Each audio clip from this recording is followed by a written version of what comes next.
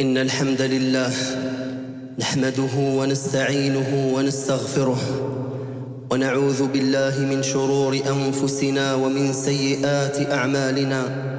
من يهده الله فلا مضل له ومن يضلل فلا هادي له، وأشهد أن لا إله إلا الله وحده لا شريك له، وأشهد أن محمدًا عبده ورسوله. يا أيها الذين آمنوا اتقوا الله حق تقاته ولا تموتن إلا وأنتم مسلمون. يا أيها الناس اتقوا ربكم الذي خلقكم من نفس واحدة وخلق منها زوجها وبث منهما رجالا كثيرا ونساء، واتقوا الله الذي تساءلون به والأرحام، إن الله كان عليكم رقيبا. يا أيها الذين آمنوا اتقوا الله وقولوا قولا سديدا يصلح لكم أعمالكم ويغفر لكم ذنوبكم، ومن يطع الله ورسوله فقد فاز فوزا عظيما. أما بعد، فإن أصدق الحديث كلام الله تعالى، وأحسن الهدي هدي محمد صلى الله عليه وعلى آله وسلم، وشر الأمور محدثاتها، وكل محدثة بدعة، وكل بدعة ضلالة، وكل ضلالة في النار. أيها المسلمون، ما أسرع مضي الأيام وانقضاء الساعات والأعوام، فقبل أيام يسيرة كنا نترقب عبادات من أعظم العبادات وقربات من أجل القربات. كنا نترقب أعظم أيام الدنيا ويوم عرفة ويوم النحر والقر.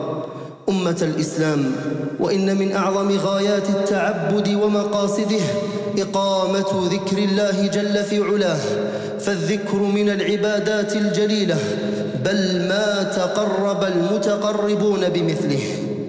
والذكر هو غراس الجنان، وأهلها يلهمون الذكر كما يلهمون النفس. ففي سنن الترمذي قال عليه الصلاة والسلام: لقيت إبراهيم ليلة أسري بي فقال: يا محمد، أقرئ أمتك مني السلام، وأخبرهم أن الجنة طيبة التربة عذبة الماء، وأنها قيعان، وأن غراسها سبحان الله والحمد لله ولا إله إلا الله والله أكبر. والذكر وصية رسول الله عليه الصلاة والسلام لأصحابه. ففي سنن الترمذي أن رجلا قال: يا رسول الله، إن شرائع الإسلام قد كثرت علي، فأخبرني بشيء أتشبث به. قال: لا يزال لسانك رطبا من ذكر الله. وأخذ عليه الصلاة والسلام بيد معاذ فقال: يا معاذ، والله إني لأحبك، والله إني لأحبك. أوصيك يا معاذ لا تدعن في دبر كل صلاة تقول: اللهم أعني على ذكرك وشكرك وحسن عبادتك.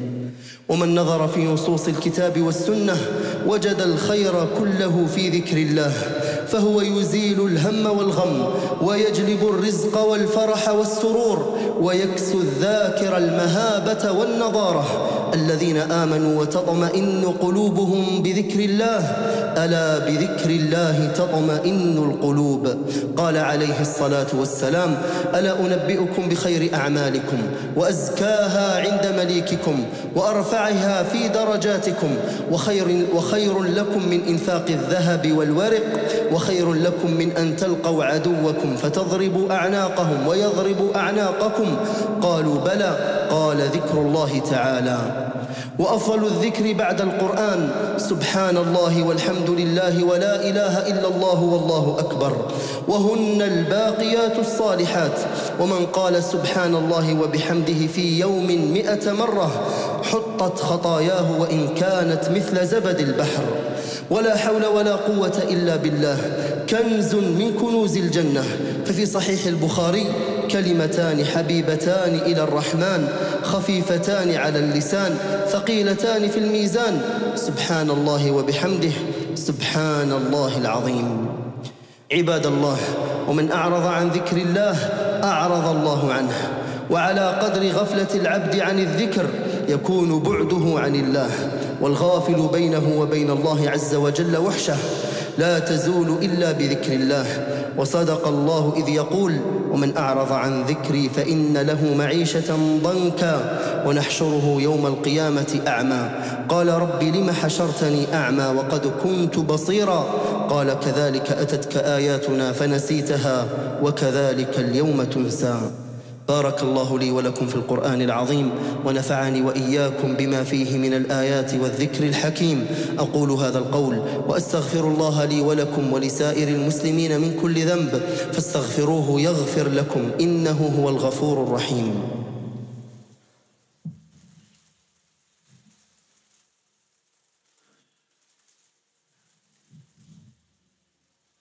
الحمد لله على إحسانه والشكر له على توفيقه وامتنانه وأشهد أن لا إله إلا الله وحده لا شريك له وأشهد أن محمدًا عبده ورسوله صلى الله عليه وعلى آله وصحبه أجمعين. أيها المسلمون، إن من علامات القبول الحسنة بعد الحسنة والطاعة بعد الطاعة. ولئن انقضت أيام عشر ذي الحجة المباركة أيام الحج المباركة فإن عبادة الله لا يحدها زمان ولا مكان. فيا من وفقكم الله تعالى لمرضاته ويسر لكم التعرض لنفحاته استقيموا على أمره واثبتوا على دينه ولا تكونوا كالتي نقضت غزلها من بعد قوة أنكاثا.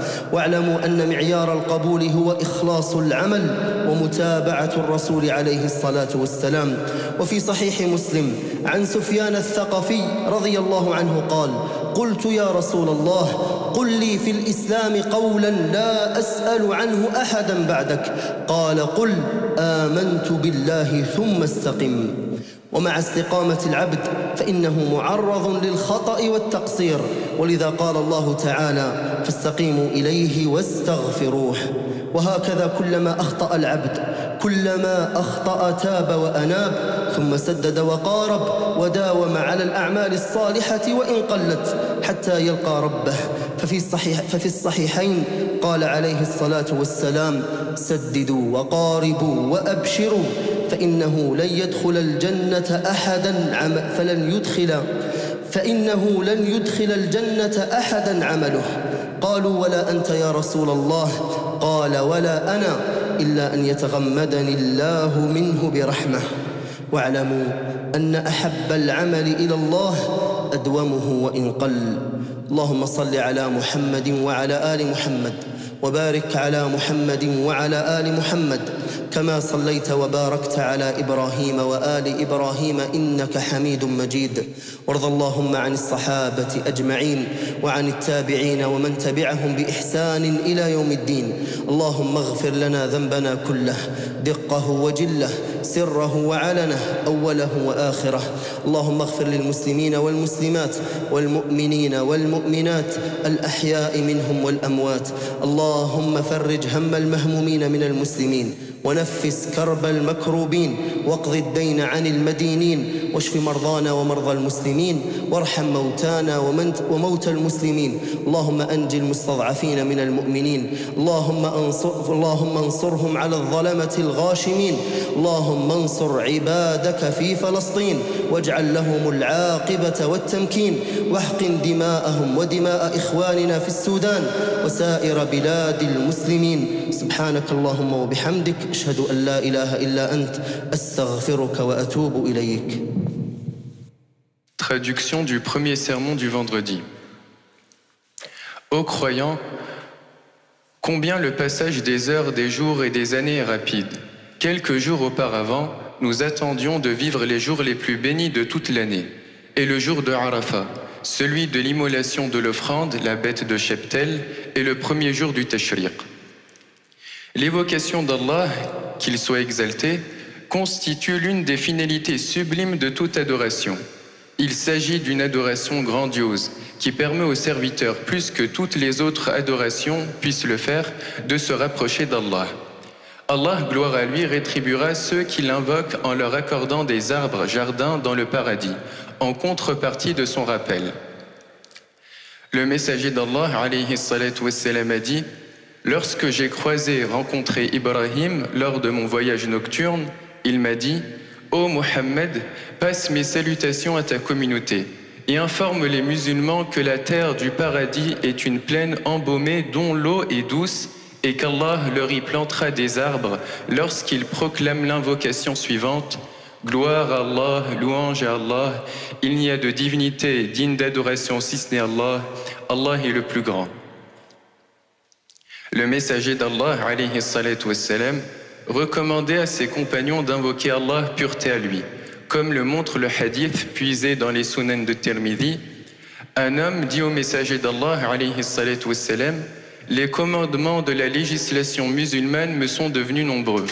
Indique-moi donc une pratique cultuelle à laquelle je dois me cramponner. » Le messager d'Allah, alayhi salatu wassalam, lui répondit, « Ne cesse jamais d'invoquer Allah. » Dans un autre hadith, on peut lire que le prophète, alayhi salatu wassalam, saisit la main de Mu'adh et lui adressa la parole. « Ô Mu'adh, je jure par Allah que je t'aime.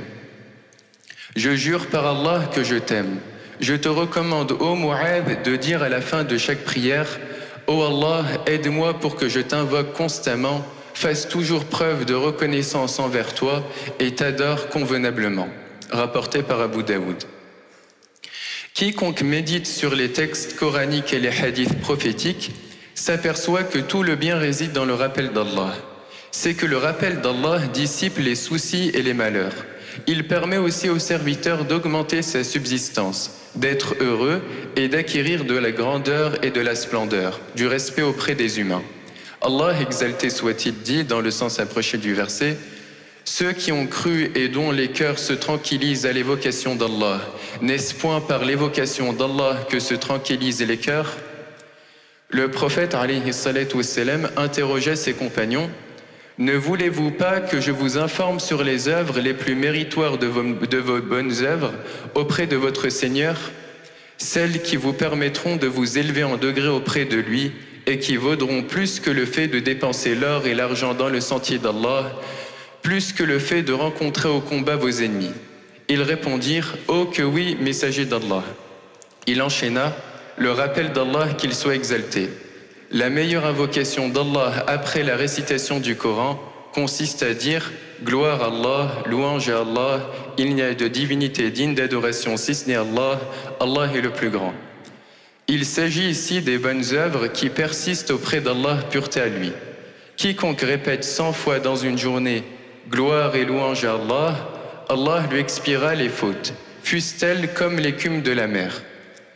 L'invocation « Il n'y a de force ni de puissance en dehors d'Allah » La hawla wa la quwwata illa billah permet aux croyants de jouir des trésors du paradis. Dans le Sahih de Al-Bukhari, on peut lire le hadith suivant. Les deux invocations suivantes sont inestimables auprès d'Allah et très simples à prononcer. Elles alourdissent la balance des bonnes œuvres le jour du jugement. Elles sont les suivantes. Gloire et louange à Allah, gloire à Allah l'immense. Quiconque se détourne d'Allah, Allah le délaisse. Tout serviteur qui néglige le rappel d'Allah s'éloigne de lui, qu'il soit exalté. Il y a une sorte de rupture entre celui qui se détourne du rappel d'Allah et le Seigneur, exalté soit-il. Cette rupture ne peut être annulée que par le rappel d'Allah. Allah, pureté à lui, dit, dans le sens approché du verset, « Et quiconque se détourne de mon rappel mènera certes une vie pleine de gêne, et le jour de la résurrection, nous l'amènerons aveugle au rassemblement. Il dira, « Ô mon Seigneur, pourquoi m'as-tu amené aveugle alors qu'auparavant je voyais ?» Allah répondra, de même que nos enseignements t'étaient venus et que tu les as oubliés, ainsi aujourd'hui tu as oublié. Traduction du deuxième sermon.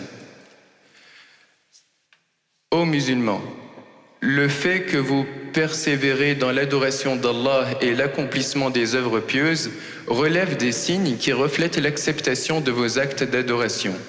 Même si les jours bénis du pèlerinage se sont écoulés, toute la vie du croyant est placée sous le signe des bénédictions.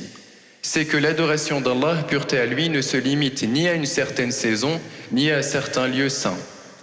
Ô vous qu'Allah, exalté soit-il, a agréé et que vous a guidé pour obtenir son agrément, ô vous qui vous êtes exposés au souffle paradisiaque du pèlerinage, avez proclamé la Telbiya, répondu présent lorsqu'Allah vous a appelé et lui avez obéi, suivez la voie de la droiture et cramponnez-vous à sa religion, à l'islam. Allah, pureté à lui, dit, dans le sens approché du verset, « Et ne faites pas comme celle qui défaisait brin par brin,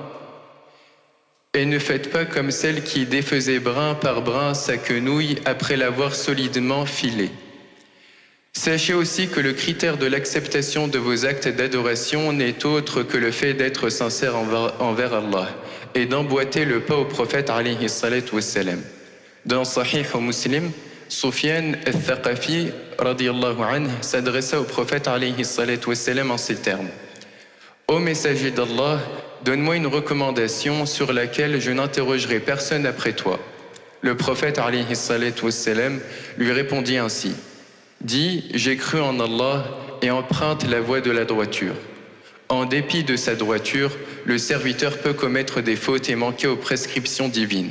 Allah, gloire à lui, dit dans le sens approché du verset, cherchez le droit chemin vers lui et implorez son pardon. Ainsi, le croyant doit revenir repentant envers Allah lorsqu'il commet une faute.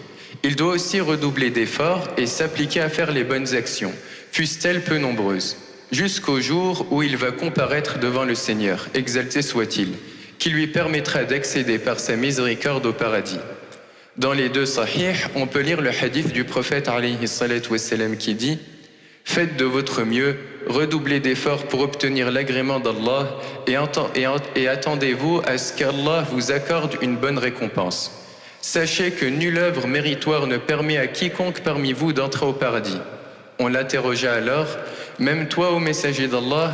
Il répondit alayhi salatu wassalam, « Ni moi-même, sauf lorsqu'Allah m'enveloppera de sa miséricorde. » Sachez aussi que les œuvres les plus méritoires pour Allah est celles que vous faites assidûment, continuellement, fussent-elles peu nombreuses.